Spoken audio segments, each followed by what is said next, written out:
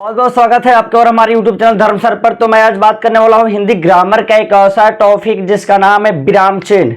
अगर इस टॉपिक के बारे में आप नहीं जानते हैं तो भाई पूरा का पूरा हिंदी ग्रामर या कोई भी आप वाक्य लिखते हैं, कोई भी शब्द लिखते हैं तो आपका वो अशुद्ध हो जाएगा, गलत हो जाएगा।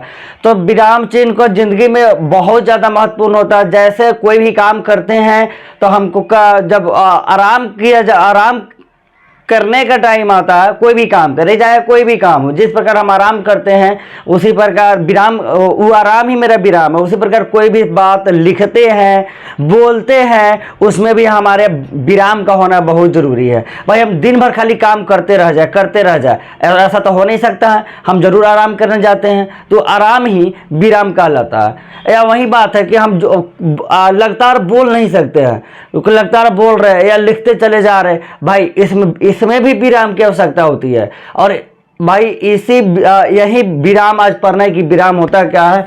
तो देखिए लिखा है कि विराम चिन्ह है। तो सबसे पहले ये जान लीजिए कि जो विराम होता है ना, विराम का अर्थ होता है क्या? ठहराव या रुकना। ठहराव या रुकना, विराम का अर्थ होता है ठहराव या रुकना। बोलते या लिखते समय बीच में थोड़ा सा आराम किया जाता है, उसी आराम को विराम कहते हैं। बोलते या लिखते समय भावों को अर्थपूर्ण होने के लिए, भावों को स्पष्ट होने के लिए जिस हम विराम का उपयोग करते हैं, हम कुछ देर रुकते हैं, उसी को विराम कहते हैं। तो भाई परिभाषा जान गए कि विराम का अर्थ होता है ठहराव या रुकना।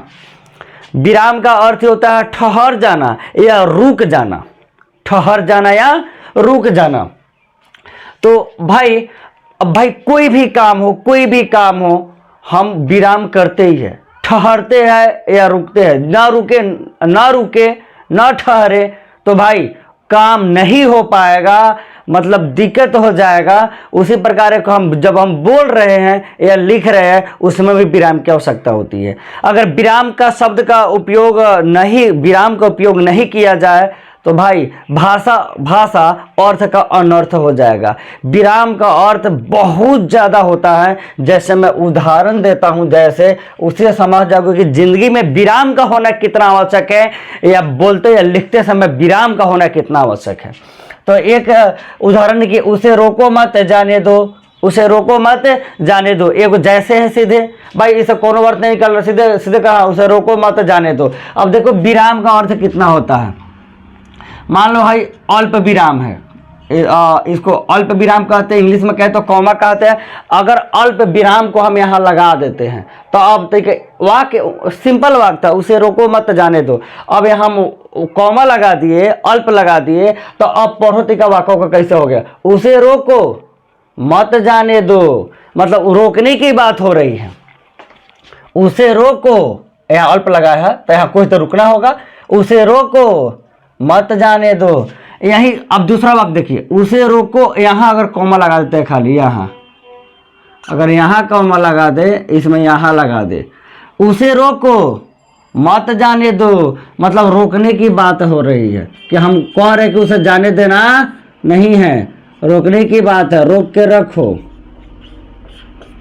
अब देखो, अब उसे रोको मत, अब यहाँ कॉमा लगाए हैं, उसे रोको मत जाने दो, मतलब उसे जाने देने की बात हो रही है कि रोकना नहीं है, जाने देने की बात।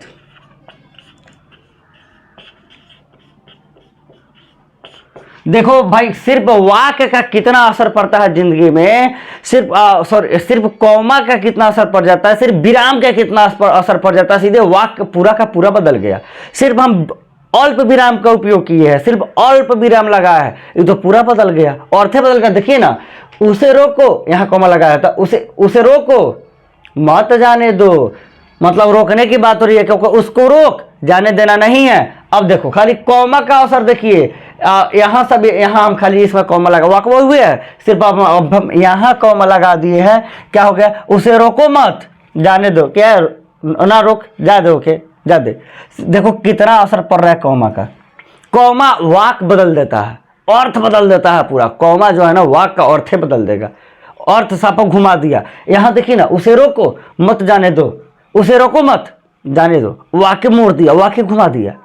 भाई खाली कॉमा लगा है, देखो कह रहा है कि उसे रोक के रखो, जाने देना नहीं है, और सिर्फ कॉमा तक आगे उपयोग कर दिए। तो अगर ओकरा के ना, उसको नहीं रोको, ओकरा के ना रोक, जाए दे, ओकर कोनो काम नहीं थे।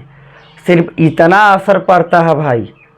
अब तुम खुद सोचो कि विराम मतलब विराम का कितना अर्थ है ज़िंदगी में, विराम का कितना अर्थ है ज़िंदगी में। सिर्फ थोड़ा सा कॉमा लगा दिए, इधर उधर कर दिए, वाक्य का अर्थ बदल जा रहा है।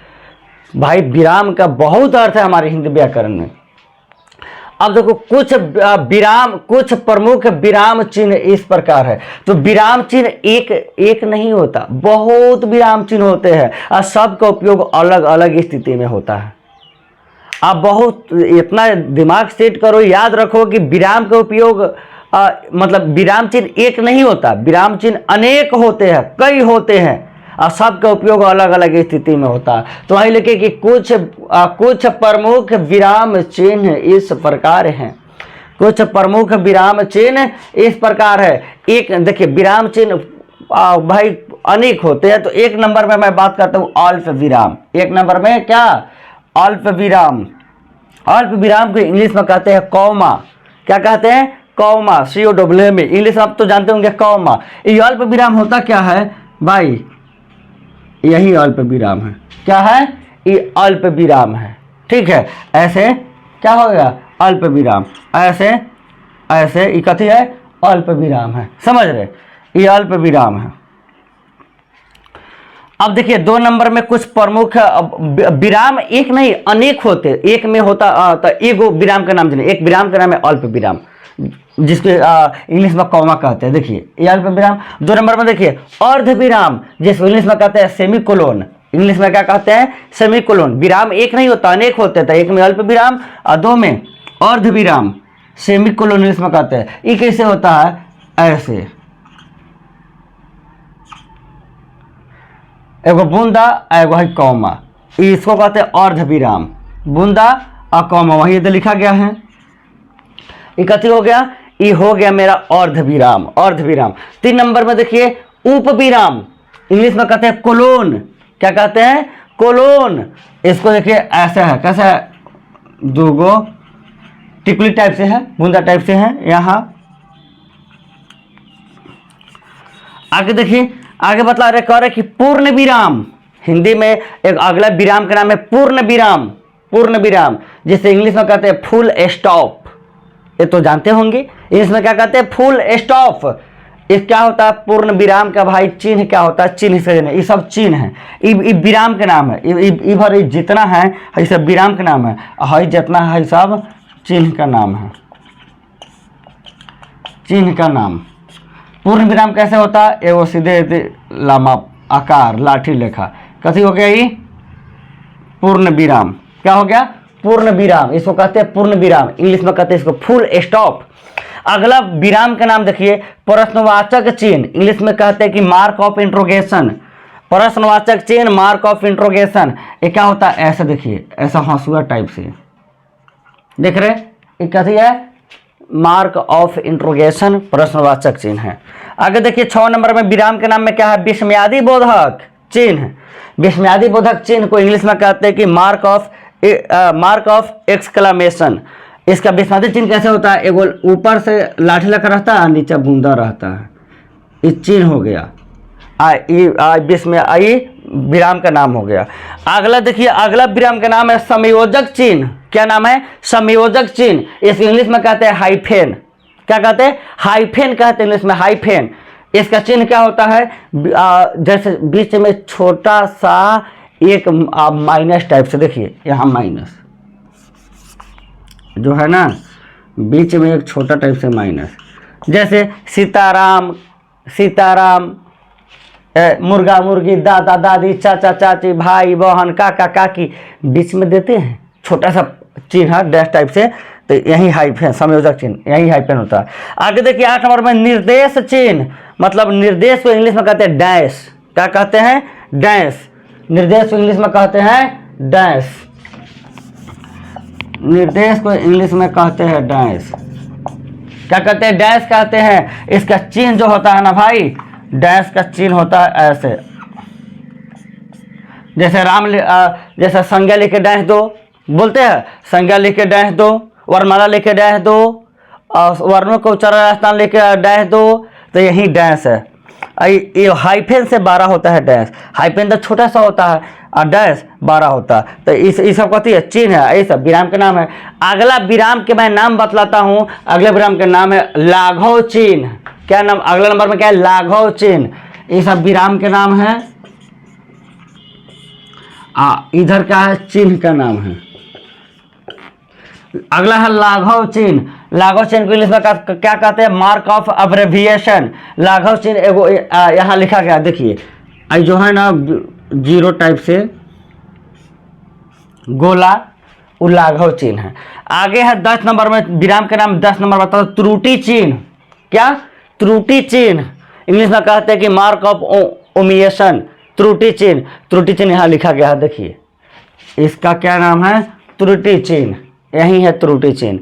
तो एक बार देख लीजिए, स्क्रीनशॉट मारना चाहते तो मार लीजिए। क्या, अल्प विराम, अर्ध विराम, उप विराम, पूर्ण विराम, प्रश्नवाचक चिन्ह, विस्मयादि चिन्ह, संयोजक, निर्देश चिन्ह, लाघव चिन्ह, त्रुटि चिन्ह, ये सब क्या है भाई, कुछ प्रमुख विराम चिन्ह के नाम हैं। तो आप इसे याद कर लेना, colon, semicolon, colon, full stop, mark of interrogation, mark of exclamation, hyphen, dash, mark of abbreviation, mark of omission, ये सब याद कर लेना। अब आप सब जानोगे कि सर इसका इस्तेमाल कहाँ होता है, किधर होता है, किस आधार पर और कैसे होता है। ठीक है, इसका इस्तेमाल भाई, कॉमा कहाँ लगेगा, अर्ध विराम मतलब सेमीकोलोन कहाँ लगेगा, उप विराम कहाँ लगेगा, पूर्ण विराम कहाँ लगेगा। अगर आप वीडियो को लास्ट तक देख लिए हैं तो आप हमें बताइएगा कि सर इसका उपयोग बता दीजिए, तब अब इसका उपयोग बता देंगे। ठीक है, ठीक है।